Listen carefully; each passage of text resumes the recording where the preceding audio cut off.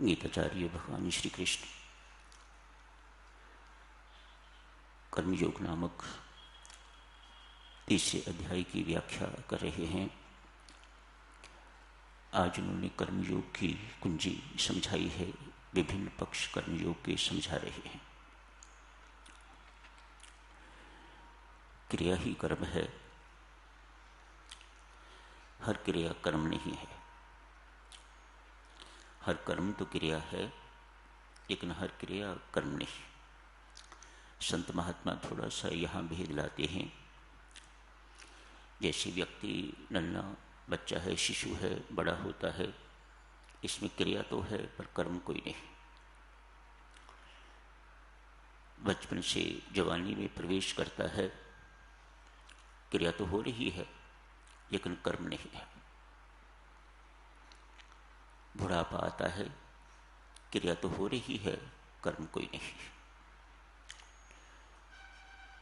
हृदय धड़कता है, क्रिया तो हो रही है लेकिन कर्म नहीं है। भोजन पच रहा है, उसका विसर्जन हो रहा है मल के रूप में, क्रिया तो है, कर्म नहीं है। क्रिया कर्म कब बनती है? जब उसमें कर्तापन आ जाता है।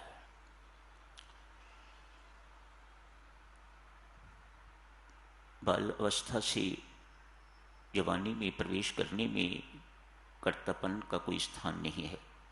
क्रिया हो रही है, कर्म नहीं। कर्म उसे ही कहा जाता है जहाँ क्रिया के साथ कर्तापन जुड़ जाता है, कर्तृत्व जुड़ जाता है, डूअरशिप जिसमें जुड़ जाती है उसे कर्म कहा जाता है। यही कर्म बंधन का कारण बन जाता है। इसे निर्बंध करना ही कर्मयोग है। जहाँ कर्तापन होगा, जहाँ कर्म के साथ ये होगा, मैंने ये कर दिया, मैं ये करवा रहा हूँ, इत्यादि इत्यादि, जहाँ आपने देवियों सज्जनों अपने कर्तापन की स्टैंप लगा दी, आपके मुख से निकल गया मैं, बस वही कर्म बंधन का कारण बन जाएगा। यही कर्म यदि दूसरों के लिए किया जाता है, अपने लिए न करके, अपने लिए करना तो स्वार्थ है, अतएव बंधन का कारण। दूसरों के लिए कर्म करना निस्वार्थ हो जाता है, अतएव मोक्ष का साधन। इसी को कर्मयोग कहा जाता है। अपने लिए न करके दूसरों के लिए कर्म करना, अपने लिए सुख न चाह के दूसरों के लिए सुख की कामना करना, अपना उपकार न चाह के दूसरों का उपकार चाहना, अपना हित न चाह के दूसरों का हित चाहना, ये सब कर्मयोग के अंतर्गत हैं। आज यज्ञ के अंतर्गत विभिन्न पक्ष गीताचार्य भगवान श्री कृष्ण अर्जुन को समझा रहे हैं। यज्ञ की बड़ी सुंदर परिभाषा भगवान श्री ने समझाई है, स्वामी जी महाराज ने स्पष्ट की है। ये संसार कहते हैं आदान बलिदान, आदान प्रदान, लेन देन पर ही चल रहा है। एक व्यक्ति देता है, दूसरा लेता है, इत्यादि इत्यादि, इसी से संसार चल रहा है। जहां परस्पर सहयोग की भावना नहीं रहती, वहां व्यक्ति व्यक्ति न रह के तो मानव मानव न रह के दानव कहता है। आज एक बहुत बड़े सेठ हैं, वे अक्सर विद्वानों को, मानवों को और देवताओं को निमंत्रण देता है, भोजन करवाता है। जहाँ मानव साधकजनों भोजन के लिए बुलाए जाते हैं, सेवा भाव से जहाँ भोजन करवाया जाता है, देवताओं को न भी बुलाया जाए तो भी वे वहाँ पधारते हैं। सो यूं समझिएगा कि मानव और देवता तो हमेशा भोजन के लिए आते ही हैं, बुलाए ही जाते हैं। एक दानव को कभी नहीं बुलाया जाता। आज इस सेठ ने, जो बहुत परोपकारी माना जाता है, कर्मयोगी कहिए, कर्मयोगी माना जाता है, इसने आज मानव, दानव एवं देव तीनों को बुलाया है। आप मेरे घर भोजन के लिए पधारिएगा। भव्य आयोजन किया हुआ है, खूब प्रबंध किया हुआ है। राक्षसों ने कहा, आप लोग संसारी कैसे हो? हम किस चीज में कमी हैं? हमारे अंदर किसी प्रकार की कोई कमी नहीं। बलवान हैं हम, शायद मानवों से भी ज्यादा और देवताओं से भी ज्यादा। कई बार हमने देवताओं को हराया है। ज्ञान की भी हमारे पास कमी नहीं। जब हम प्रजापति के पास गए थे तो हम तीनों इकट्ठे गए थे, मानव, दानव एवं देव। और प्रजापति ने हम तीनों को अपनी अपनी योग्यता के अनुसार, पात्रता के अनुसार उपदेश दिया था। मानो हम एक ही पिता की संतान हैं। फिर आप लोग हमारे साथ भेदभाव क्यों करते हो? ये अन्याय है आप लोगों का। संसारियों, ये अच्छी बात नहीं है। आप मानव को बुलाते हो, देवों को बुलाते हो, लेकिन राक्षसों को कभी आमंत्रित नहीं किया। आज आपकी मेहरबानी है, आपने हमें बुलाया है और हम आ गए हैं। पर हम इतनी बात कह देते हैं, यदि आप जी का अन्याय, अत्याचार हमारे ऊपर इसी प्रकार से बना रहा तो हम भड़केंगे। लाला ने कहा, इस वक्त कृपया क्रुद्ध ना होइएगा, भोजन तैयार है। आज सबसे पहले आप भोजन कीजिएगा ताकि आपकी ये शिकायत दूर हो। अव्वल तो हमें बुलाया ही नहीं जाता। यदि हमें बुलाया जाता है तो हमें पहले भोजन कभी नहीं करवाया जाता। हमारी बारी कहीं अंत में जाके आती है।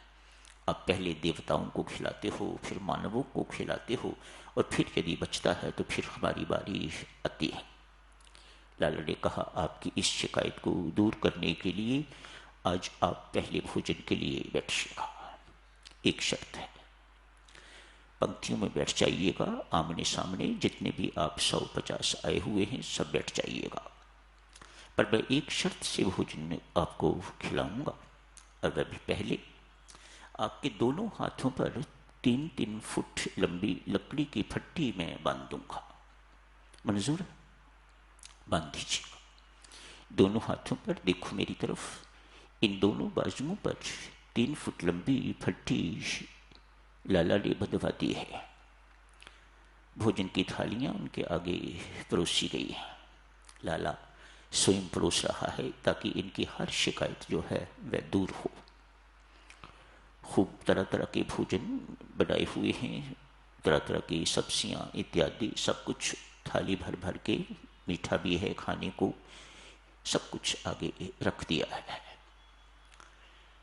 राक्षस लोग अपने हाथ से उठा तो सकते हैं लेकिन अपने मुख में नहीं डाल सकते, फट्टी बंधी हुई है।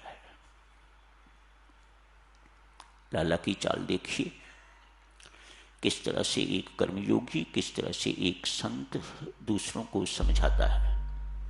दोनों हाथों पर फट्टी बंधी हुई है। ये कोने यहां से झुक नहीं सकती, मुड़ नहीं सकती, तो अपने मुख में वे राक्षस कुछ डाल नहीं सकते। सभी के सभी राक्षस भूखे हैं, और जब भूखे होते हैं तो द्वेष की भावना, निराशा की भावना इत्यादि इत्यादि पैदा होती है। आपस में उन्होंने लड़ाई झगड़ा शुरू कर दिया।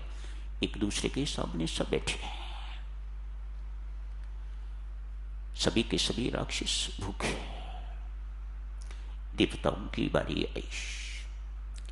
देवताओं के साथ भी ऐसा ही किया है। उनके भी दोनों बाजुओं पर 3-3 फुट लंबी फट्टी बांध दी है ताकि उनका भी इस तरफ से हाथ मुड़ ना सके। लेकिन मानव कहिए, दानव कहिए, देवता कहिए, आखिर देवियों सज्जनों कुछ न कुछ भिन्नता तो है, नहीं तो परमात्मा सबको मानव नाम दे देता। कुछ को देवता नाम दिया है, कुछ को मानव नाम दिया है, कुछ को दानव नाम दिया है, कुछ कारण तो होगा। मेरे राम के विभाजन में कोई गलती तो नहीं हो सकती, कोई अन्याय तो नहीं हो सकता। देवता बैठे हैं एक दूसरे के सामने, ऐसे ही पंक्ति में बिठाया है। इन्होंने देखा कि हम अपने मुख में नहीं डाल सकते, लेकिन किसी दूसरे के मुख में तो डाल सकते हैं। सामने वाला जो बैठा हुआ है उसके मुख में तो डाल सकते हैं। बस इधर वाले उनके मुख में डालते हैं, उधर वाले इनके मुख में डालते हैं, और सारे के सारे देवता पेट भर के स्वादु भोजन खाया। जो दूसरे को पालना जानता है वह कभी भूखा नहीं रह सकता। याद रखना इन बातों को। जो अपने पेट को पालने के साथ साथ दूसरे का पेट पालना भी जानता है, वह व्यक्ति कभी भूखा नहीं रह सकता। देवता देखो, ये जानते हैं कि दूसरे के मुख में कैसे डाला जाता है। आज यही किया है ना, अपने मुख में तो किसी ने नहीं डाला, ये दूसरे के मुख में डालते हैं तो दूसरा इनके मुख में डालते हैं, तो डालता है तो दोनों का पेट भरा हुआ है। जो मानव दूसरे के मुख में डालना नहीं जानता उसे ही दानव कहा जाता है, दानव बन जाता है। जो सहयोग करना नहीं जानता, जो सहयोग देना नहीं जानता, वह दानव है। जैसा अभी आपने देखा, आपस में ही लड़ झगड़ के तो वह भूखे हैं, उनका पेट भी भरा नहीं है और भूखे भी हैं, और फिर लड़ाई झगड़ा भी आपस में कर रहे हैं। आज भगवान श्री यही बात समझा रहे हैं।